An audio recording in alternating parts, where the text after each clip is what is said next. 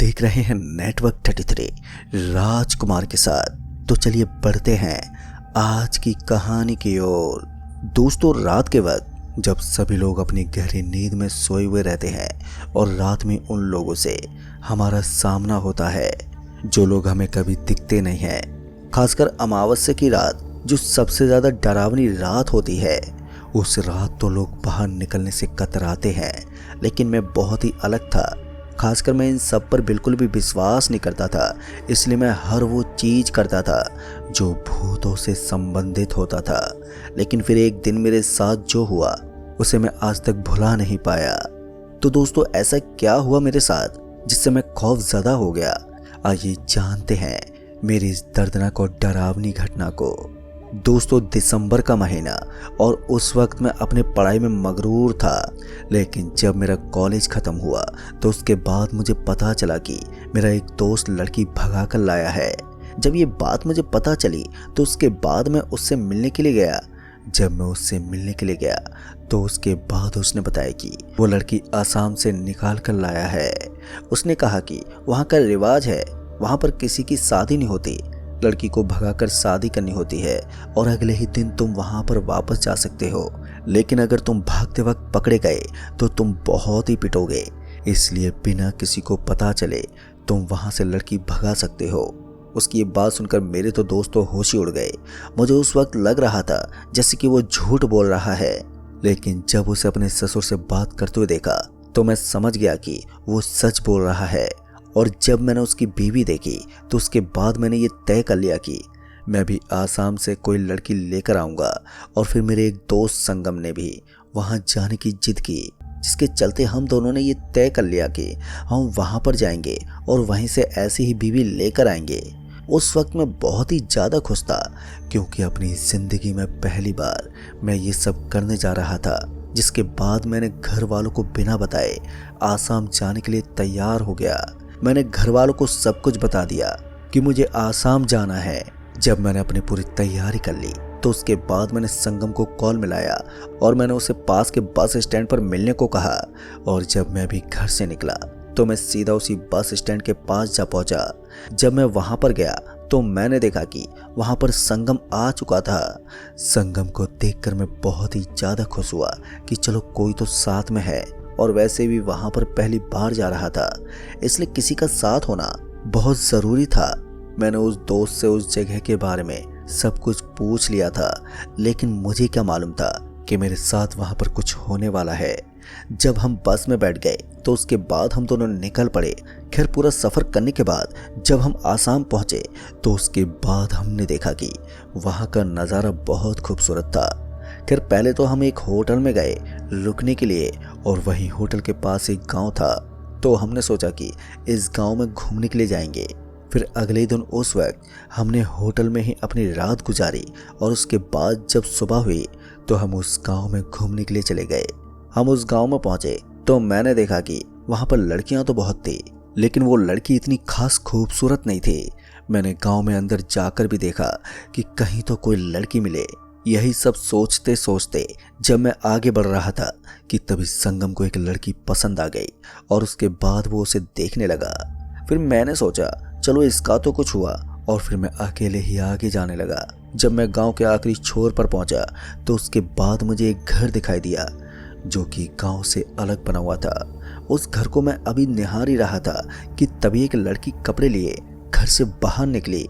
उसको देखकर तो मेरी आंखें खुली की खुली रह गईं, क्योंकि वो देखने में इतनी ज़्यादा खूबसूरत थी कि मैं अपने शब्दों में उसकी खूबसूरती के बारे में बता नहीं सकता। मैं अभी उसे देख ही रहा था कि तभी उस लड़की की नज़र मुझ पर पड़ गई, और उसके बाद वो भी मुझे देखने लगी। लेकिन मुझे एक बात समझ में नहीं आ रही थी कि उसने काला टीका क्यों लगा रखा है। उस वक्त मैं उस लड़की की एक एक चीज़ देख रहा था। जब उस लड़की ने मेरे पर अपनी निगाह डाली तो उसके बाद मैं उसे देखकर मुस्कुरा उठा। पता नहीं अचानक ही मेरी हंसी निकल गई, और मैं उस वक्त खुद समझ नहीं पाया था। खैर, जब उसने अपने कपड़े रस्सी पर डाल दिए तो वो अपने घर के अंदर चली गई। जब वो घर के अंदर चली गई तो उसके बाद मैं अब उसके बाहर आने का इंतज़ार करने लगा, लेकिन वो काफ़ी देर तक बाहर ही नहीं आई। फिर उसके बाहर ना आने पर मैं अब उदास होने लगा। मैं अभी उसके घर की ओर ही देख रहा था कि तभी मेरे कंधे पर किसी ने हाथ रखा। कंधे पर हाथ देखकर मैं पीछे मुड़ा, और जब मैं पीछे मुड़ा तो उसके बाद मैंने देखा कि कोई आदमी मेरे पीछे खड़ा था। उस आदमी ने मुझे देखते ही बोला कि आप लगता है नए हो यहाँ पर। जिसके बाद मैंने उसे सारी बात बता दी। फिर क्या था, उस आदमी से बातचीत करने के बाद उससे अच्छी खासी मेरी बातचीत बन गई, और उस आदमी ने बोला कि आप मेरे यहाँ पर रुक जाओ, वैसे भी होटल में आपको ज़्यादा पैसे लग रहे होंगे। वो आदमी मुझे ज़्यादा ही जिद करने लगा, जिसके बाद मैंने उसकी बात पर हामी भर दी, और फिर संगम भी मेरे पास आ गया था। उसको मैंने सब कुछ बता दिया था, और फिर क्या था, हम लोग होटल से सारा सामान लेकर के आ गए, और उस आदमी के घर के बगल में एक घर खाली पड़ा हुआ था। हम दोनों उसी घर में चले गए। उस आदमी ने हमारे खाने पीने का भी इंतज़ाम करा दिया, जिसके बाद हमने खाना पीना किया, और उसके बाद हम लेटने चले गए, क्योंकि रात भी अब काफ़ी ज़्यादा हो गई थी। और जब मैं लेटा तो उसके कुछ देर के बाद अचानक से मुझे किसी के गाने की आवाज़ सुनाई दी। उस आवाज़ को सुनते ही जब मैं उठा और उसके बाद बाहर की ओर गया तो मैंने देखा कि एक लड़की गाना गाते हुए जा रही थी। उस लड़की को देखते मैं थोड़ा आगे की ओर बढ़ा, और उसके बाद जब मैंने उस लड़की को रुकने के लिए बोला तो उसके बाद वो लड़की रुकी नहीं, जिस वजह से मैं उस लड़की के पीछे पीछे बढ़ने लगा। जब मैं उसके पीछे पीछे गांव के बाहर आ गया तो उसके बाद मैंने देखा कि अब मैं जिस रास्ते पर चल रहा था वो रास्ता पूरा खामोशी में डूबा हुआ था। उस रास्ते में पेड़ पौधे लगे हुए थे, जिससे वो रास्ता दिखने में थोड़ा अजीब लग रहा था। जब मैं थोड़ा और आगे बढ़ा तो उसके बाद मैंने देखा कि वो लड़की एक कुएं के पास जाकर खड़ी हो गई है। उस कुएं के पास एक घर भी बना हुआ था, लेकिन वो घर टूटा फूटा हुआ था, और साथ ही वहाँ पर पूरा अंधेरा फैला हुआ था, जिससे मुझे थोड़ा डर लगने लगा था। क्योंकि मैं ऐसी सुनसान जगह पर अकेला था, इसलिए मुझे थोड़ी घबराहट होने लगी थी। खैर उस वक्त मैं उस लड़की के थोड़ा नज़दीक आ गया, और उसके बाद जब मैंने उससे बोला कि कौन हो तुम और यहाँ पर कहाँ जा रही हो, उस लड़की ने मुझे कुएं में देखने को बोला। और जब मैंने कुएं के अंदर देखा तो मैंने पाया कि उस कुएं के अंदर कोई बैठा हुआ था और वो रोए जा रहा था। अब ये देखकर तो मेरे पसीने छूटने लगे थे कि भला ऐसा कैसे हो सकता है। अभी मैं यही सब सोच रहा था कि तभी मैंने देखा कि अब वहाँ पर चारों तरफ किसी न किसी की आवाज़ मुझे सुनाई देने लगी थी, जिससे मैं घबराने लगा था। मैं अभी घबरा ही रहा था कि तभी एकदम से जब उस लड़की ने अपना चेहरा मेरी तरफ किया तो मेरी आंखें फटी की फटी रह गई। दरअसल उसका चेहरा पूरी तरह से जला हुआ था, और साथ ही उसके हाथ और पैर काले पड़े हुए थे, जिससे ये साफ जाहिर हो रहा था कि ये कोई इंसान नहीं बल्कि भूत है। उस समय मेरी डर की सीमा बहुत ही ज़्यादा बढ़ चुकी थी, जिसके चलते मैं कपकपाए जा रहा था। मुझे कुछ समझ में नहीं आ रहा था कि अब मैं यहाँ से कैसे निकलूं। अभी मैं यही सब सोच रहा था कि तभी एकदम से मेरी आँख खुल गई। फिर जब मेरी आँख खुली तो उसके बाद मैंने देखा कि संगम मुझे जगा रहा था। वो मुझसे कहे जा रहा था कि मैं नींद में चिल्ला रहा था। उसकी बात सुनते ही मैंने उसे उस बुरे सपने के बारे में बताया, जिसके बाद उसने कहा कि अबे सपने तो आते रहते हैं, चुपचाप से सो जा। उसकी बात सुनने के बाद मैंने उससे कहा ठीक है भाई, और उसके बाद वो लेट गया। लेकिन फिर मुझे नींद नहीं आ रही थी, जिसके चलते मैंने सोचा कि बाहर जाकर फ्रेश हवा ले लेता हूँ, क्या पता मैं ठीक हो जाऊँ। इसलिए मैं उसी वक्त उठा और उसके बाद मैं घर से बाहर गया। घर से बाहर जाने में मुझे थोड़ा बहुत डर तो लग रहा था, लेकिन मैं फिर भी बाहर गया।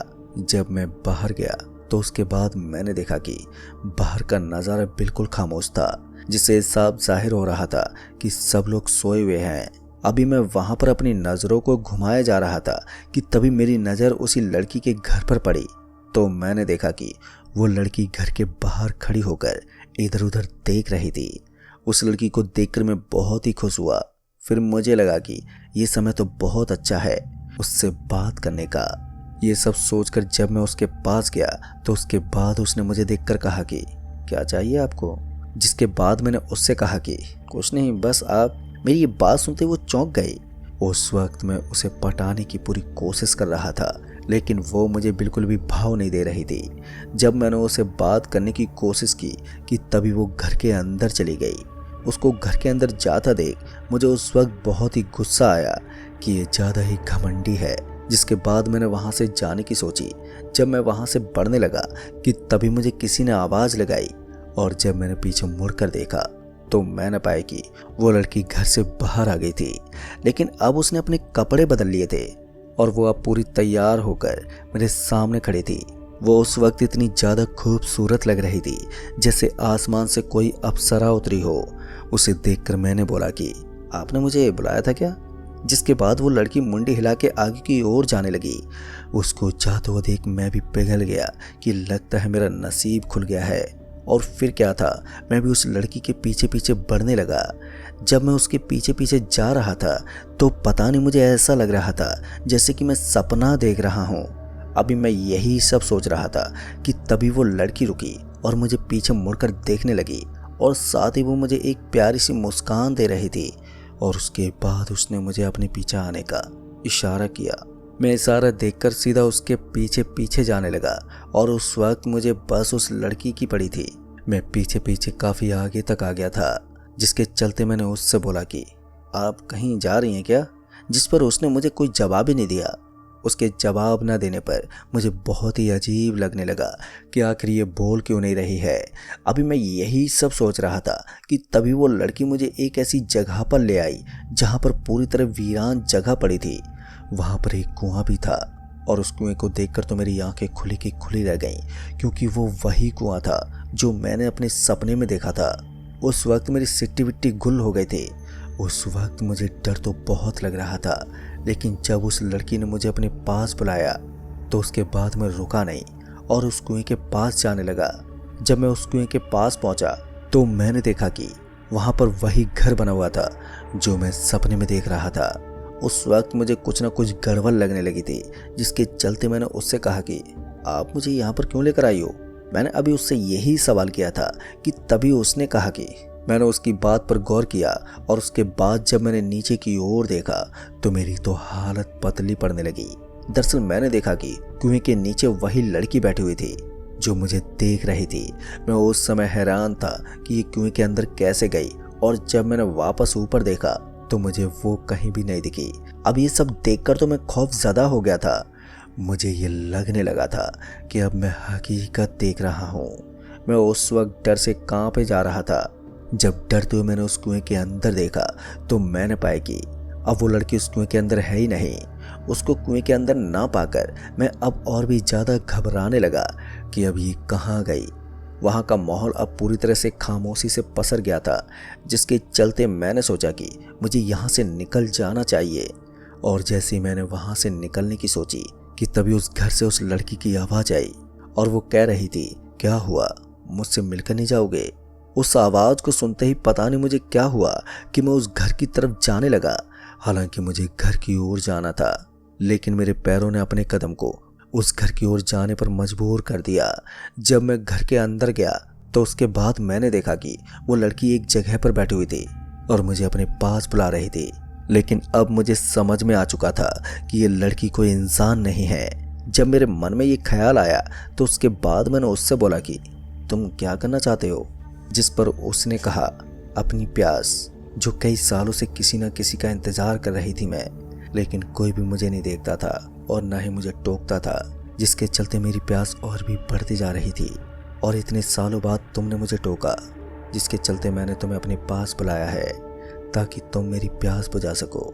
दोस्तों, उस लड़की की बात सुनते ही मेरे तो पैरों तले ज़मीन खिसकने लगी।